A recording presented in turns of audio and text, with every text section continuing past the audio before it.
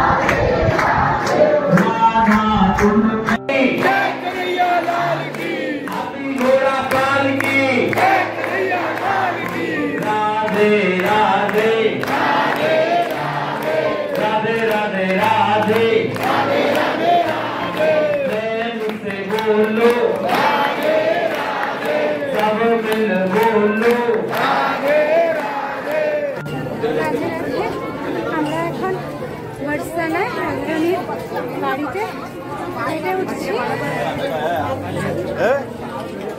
তোমরা দর্শন করো।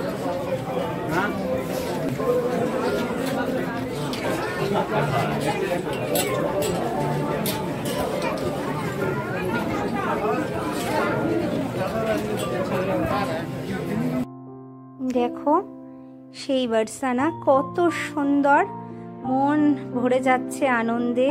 আমরা সেই রাধারানীর বাসভবনে আসতে পেরেছি, রাধারানী আমাদেরকে ডেকেছে, সেই রাধারানীর বর্ষানাতে আমরা এসেছি। কত সুন্দর মনোরম দৃশ্য, মনটা খুশিতে আপ্লুত হয়ে যাচ্ছে। আর হোলিতে এসেছি, সকলে আনন্দ করছি, সকলে মিলে রাধে রাধে রাধে রাধে রাধে রাধে রাধে শ্যাম, জয় জয় রাধে শ্যাম, বলে শ্রী বৃন্দাবন ধাম। এখানে আছে রাধারানীর চরণ চিহ্ন।